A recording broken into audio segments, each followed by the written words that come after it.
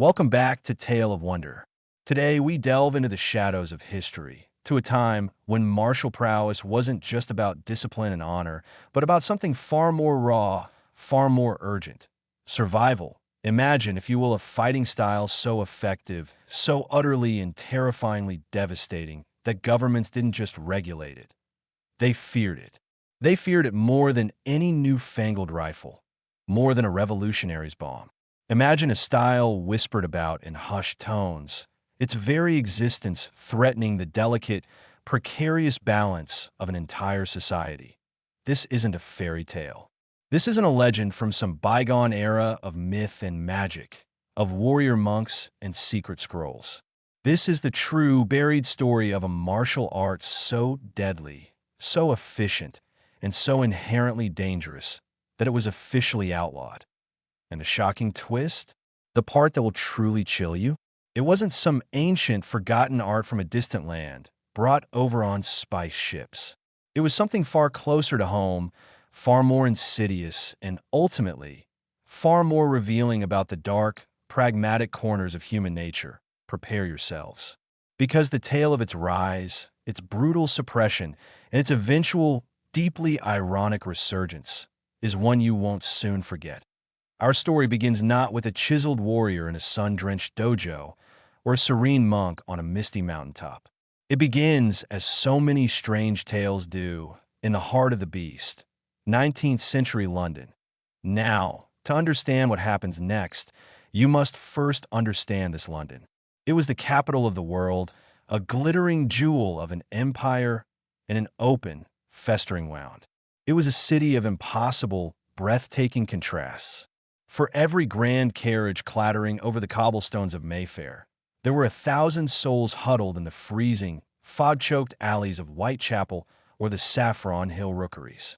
It was a city where immense, staggering wealth was paraded just inches away from the most abject, desperate poverty.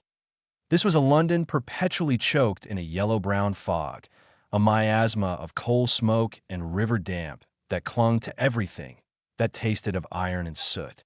The nights were long, and the new gas lamps did little more than cast weak, trembling pools of light, islands of safety in a vast, dark ocean. The shadows between those lamps, well, the shadows belonged to predators.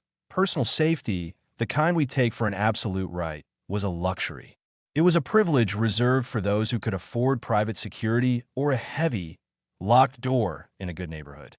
For the average citizen, the shopkeep, the clerk, the seamstress, the laborer, a simple walk home after dark was a roll of the dice.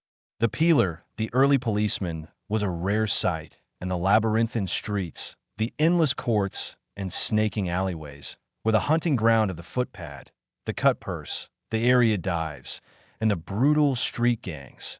Into this perilous, unforgiving landscape steps our protagonist. And he is, in every sense of the word, the anti-protagonist. His name was Bartholomew Blackwood. Barty was not a hero. He was not a fighter. He was not a man anyone ever looked at twice.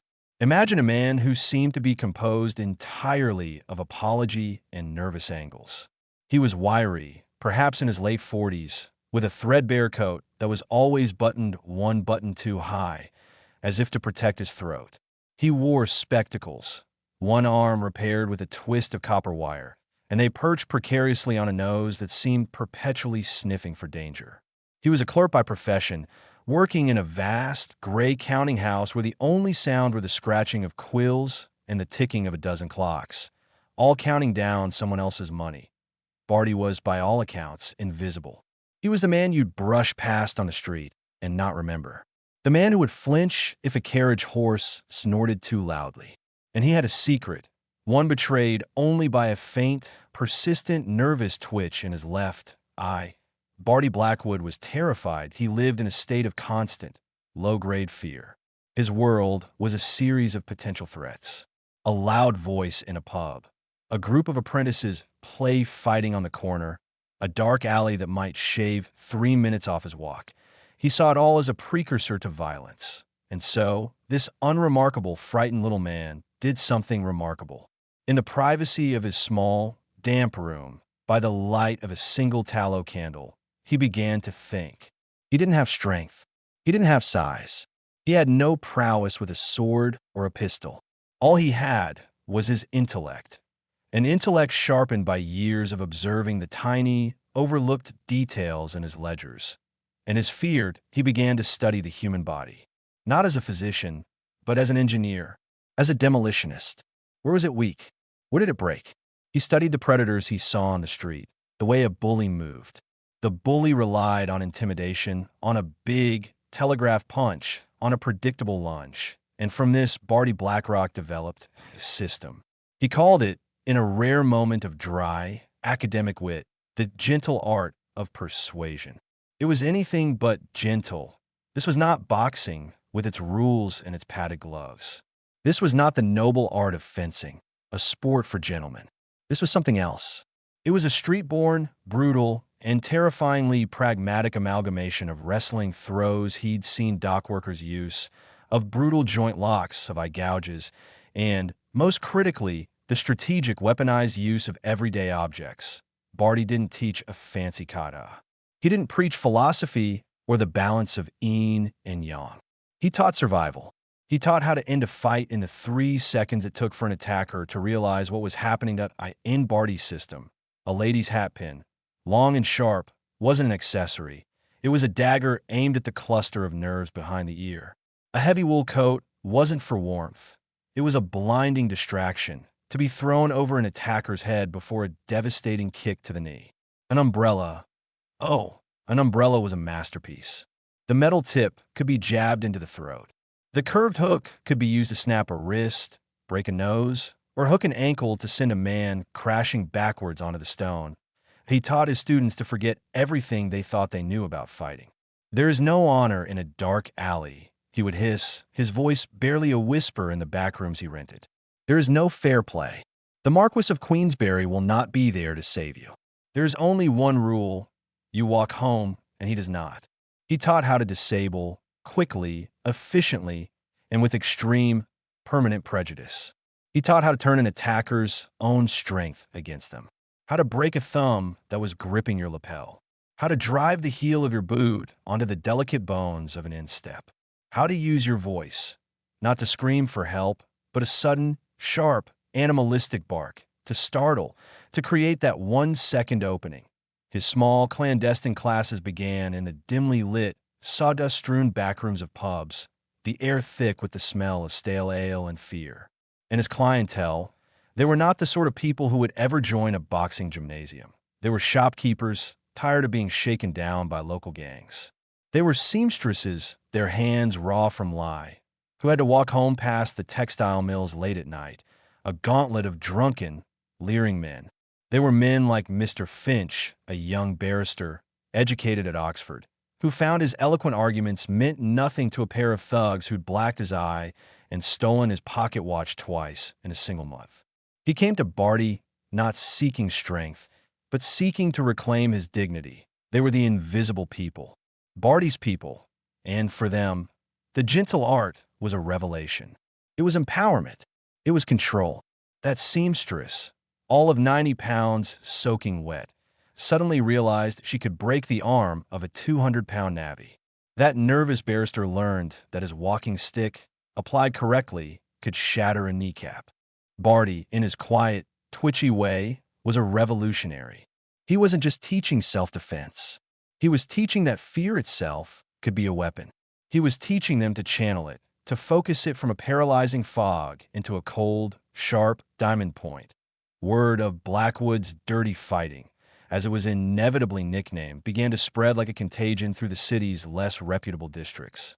It wasn't advertised. It was whispered. Did you hear about old Mrs. Gable, the pie seller? 2 men tried to tip her cart. She sent one to the infirmary with a broken jaw, and the other ran off screaming. They say the little clerk from the tannery, the one they all used to kick, put his foreman in the hospital, dislocated his shoulder, and, well, I'd rather not say what else. It was a folk tale come to life. The weak were inheriting the earth, or at least their small, dark patch of it. And this is where the story turns. This is where the irony, as it always does, begins to weave its insidious threads. Barty, a man who sought only to empower the weak, a man who despised bullies more than anything, had inadvertently created a monster. His techniques, designed for the desperate defense of the innocent, were just as, if not more, potent in the hands of the aggressor. The criminal underworld, the very predators Barty's system was designed to thwart, are not stupid. They are, if nothing else, ruthlessly adaptable. They didn't see honor. They saw efficiency. They didn't need to attend Barty's classes. They just watched. They watched what happened when one of their own tried to mug a victim who had been to see the little clerk. They saw their man go down, screaming, clutching a ruined knee. They observed. They learned. They reverse-engineered. Why bother with a clumsy, heavy kosh or a telegraph punch when a simple, well-placed thumb to the eye could end a confrontation instantly? Why risk a noisy, protracted brawl when a persuasion technique could silently disable a mark? Gangs began to adopt simplified, brutalized versions of Barty's art. They taught it to their new recruits. It was fast, it was quiet, and it required no special equipment. The established hierarchies of the underworld, just like the hierarchies of the street, began to crumble. It was no longer the biggest, strongest brute who led the gang. It was the quickest, the most cunning, the one who understood Barty's geometry of pain. And the police, the poor, overworked, and increasingly terrified constabulary, found themselves hopelessly outmatched. They were trained to deal with drunks. They were trained to break up brawls. They were trained to chase down pickpockets. They were not trained to deal with a 10-stone youth who could disarm a grown man of his truncheon and snap his wrist in the blink of an eye. They were not prepared for a level of violence that was so personal, so surgical. The press, at first dismissive of the whispers, could no longer ignore the evidence. The newspapers, the penny dreadfuls, began to report on a horrifying new type of street assault. The articles were filled with lurid, frightened prose. "A new menace stalks our streets," one headline screamed. Not the work of a common brute, but of a calculating, cold-blooded demon. Victims are found not merely beaten, but dismantled. And that was the word for it. Dismantled. Victims were found with strangely specific, debilitating injuries. Dislocated shoulders, crushed windpipes, ruptured eardrums, eyes swollen shut from a single, precise, terrifyingly aimed thumb. But rarely a clean, honest punch. This wasn't the work of passion. It was the work of a system. Public outcry grew into a full-blown moral panic. London was a city on edge. People demanded answers. They demanded safety. Politicians, smelling an opportunity, made thundering speeches in Parliament about the degradation of the English character, this cowardly, foreign style of fighting, though it was as English as rain and misery. The authorities were at a loss. They couldn't ban fists. They couldn't outlaw feet. You couldn't arrest a man for owning an umbrella. How? How do you outlaw a way of thinking? A way of moving? The turning point, the incident that sealed Barty's fate, came to be known as the infamous Bloody Borough Market incident. You have to picture the market at dawn. A chaos of sound and smell. Butchers hacking at carcasses, the air thick with the metallic tang of blood and the sour stench of rotting vegetables. Fishmongers shouting over slick piles of silver. It was a rough place, the natural territory of two rival gangs who extorted the vendors that a dispute broke out. Something minor.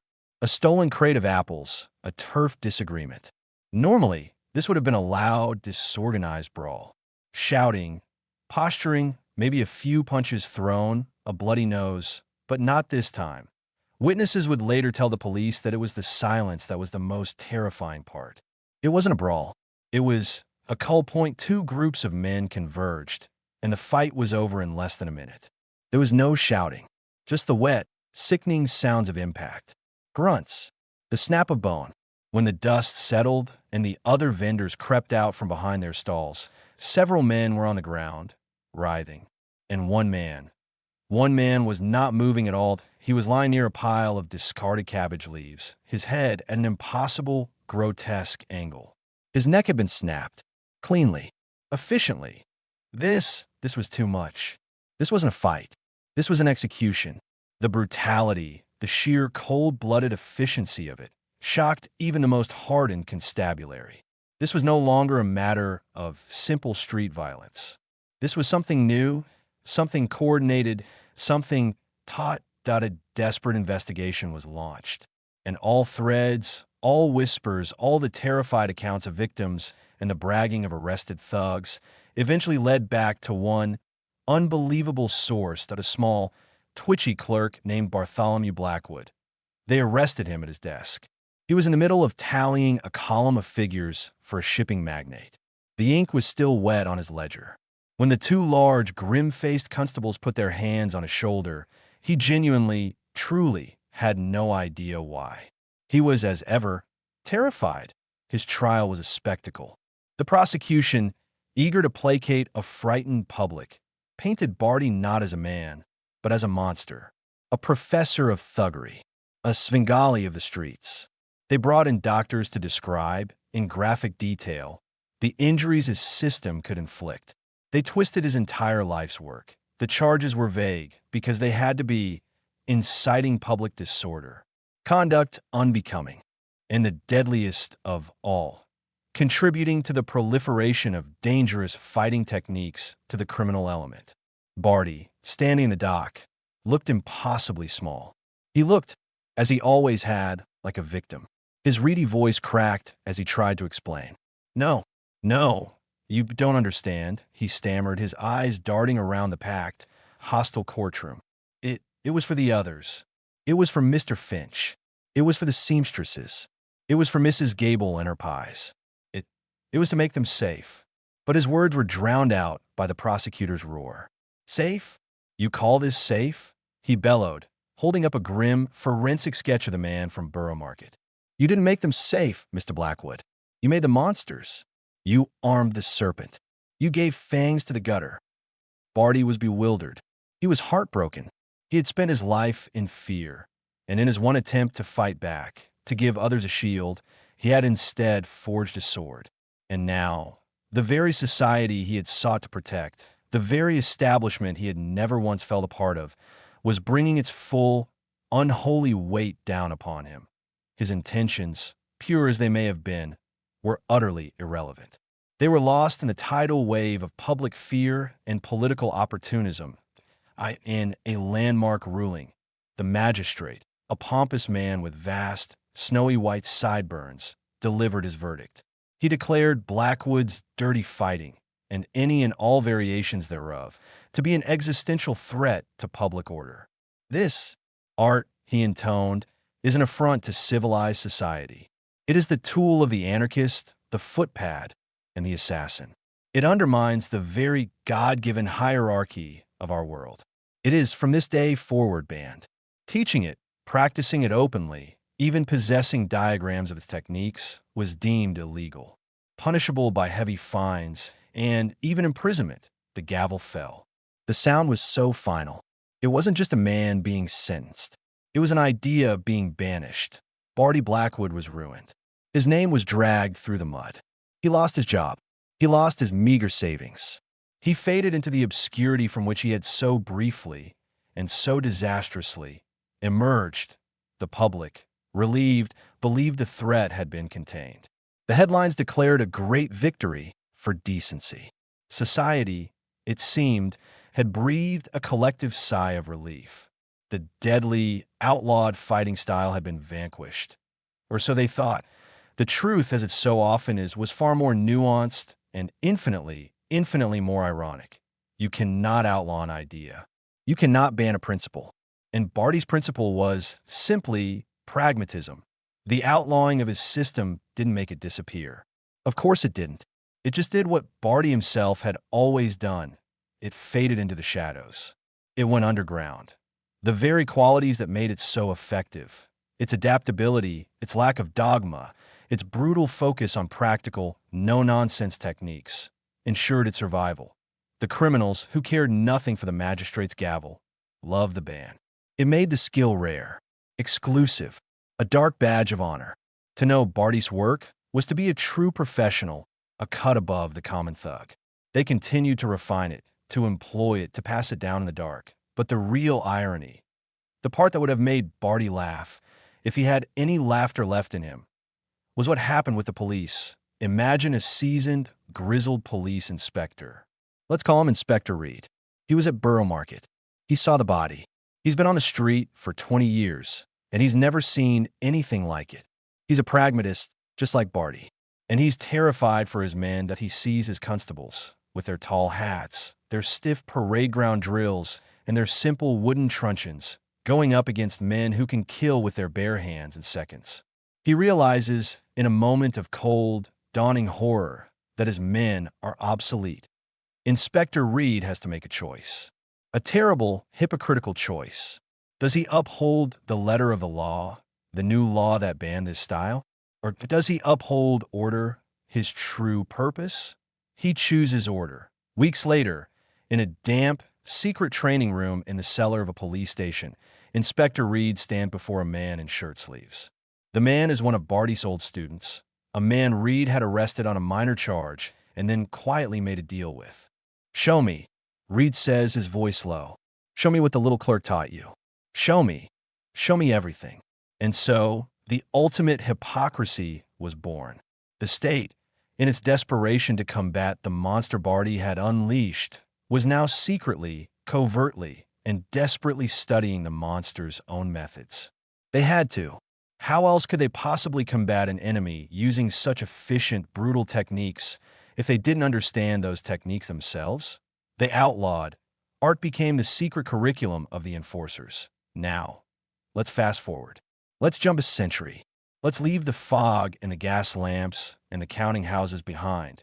The dusty legal tomes in some forgotten archive still contain the long-forgotten edict against Blackwood's dirty fighting.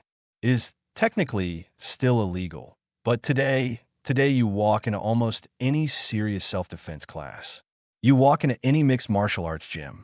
You walk into the defensive tactics training room of any police academy, any special forces unit, anywhere in the world. And what do you see? You see echoes of Barty Blackwood everywhere. The brutal, efficient joint locks. The pressure point strikes. The concept of centerline and vital targets. The emphasis on leverage over brute force. The opportunistic, improvised use of surroundings. The idea of using a pen, a set of keys, a rolled-up magazine, a credit card as a weapon, that it's all there. It's just been laundered, it's been refined, systematized, given new, more palatable names. Names that sound exotic or military. Krav Maga, Sistema, Luta Livre, or just street defense or reality-based combat. It's been given a veneer of respectability, of scientific rigor, of foreign mystique. It's been commodified, packaged, and sold back to us. But at its core, at its dark, pragmatic, terrified core, many of the most effective, most practical techniques for disabling an aggressor can trace their lineage straight back to the desperate, brilliant, and condemned mind of a nervous little clerk named Bartholomew Blackwood. That is the shocking twist. The truly outlawed, deadly fighting style wasn't some exotic, mystical martial art. It was the raw, unfiltered, brutal, and logical instinct for self-preservation, distilled into a teachable system. It was the simple, terrifying recognition that in a desperate situation, there are no rules. There is no honor. There is only survival. And the real reason it was outlawed, it wasn't because it was evil. It wasn't even truly because it was so deadly. Violence was common. Death in a brawl was hardly unknown. No.it was outlawed because it was democratic. It was outlawed because it democratized violence. It was a social crime, not a physical one. It gave a 90-pound seamstress the power to destroy the 200-pound navvy. It gave the barrister the same capacity for violence as the thug. It took the God-given advantages of size, strength, and raw, brutish power, and it rendered them meaningless. Barty's art was a great, terrifying equalizer. It leveled the playing field, and in doing so, it disrupted the established, comfortable order of physical dominance. It removed the advantage of the strong over the weak. And that is what terrified the powerful. It wasn't the violence. It was the access to it. It was the equality of it.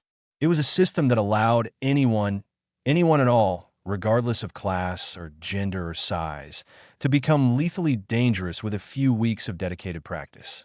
When the power of ultimate violence is no longer the sole property of the state or the brute, the very foundations of society begin to tremble. And the final poetic justice? The quiet, heartbreaking punchline to Barty's entire life? He lived long enough to see it. He died in obscurity decades later, a forgotten old man, coughing his lungs out in a damp, one-room tenement. But he would sit on a park bench, wrapped in rags, and he would watch. He would watch the new generation of constables, the peelers, walking their beats. But they walked differently now. They walked with a new, quiet confidence. He saw one of them, in a brief scuffle with a fast-moving pickpocket, move in a blur. No wild swing of the truncheon. Just a swift, beautiful, economical wrist lock and a trip. A perfect trip. It was one of his. Barty would just sit there. He didn't feel pride. He didn't feel anger. He just felt irony. A deep, hollowing, cosmic irony. The world had to publicly crucify him, ruin him, and outlaw his name in order to privately, secretly, and completely absorb his work. The final, thought-provoking jab, the punchline to this entire, strange tale, is this. The most effective, truly deadly fighting style was never about elaborate stances or mystical energy. It was about pure, unadulterated pragmatism. And the real reason it was banned wasn't its deadliness, but its fundamental, terrifying honesty. It exposed the comfortable lie that society is built on, the lie that there are rules, that there is fair play. Barty Blackwood's outlawed art whispers a very different, very cold truth from the shadows. In the alley, there is no fair. There is only fast and slow. There is only effective and ineffective. And when everyone, from the weakest to the strongest, suddenly has access to effective, that is the most dangerous and most revolutionary idea of all. It makes you wonder, doesn't it? If a skill is deemed too dangerous for the masses, does that mean the skill itself is evil? Or does it merely expose a deeper truth about society's profound fear of empowerment? If this tale of forgotten history and ironic justice resonated with you, please do me a favor and hit that like button.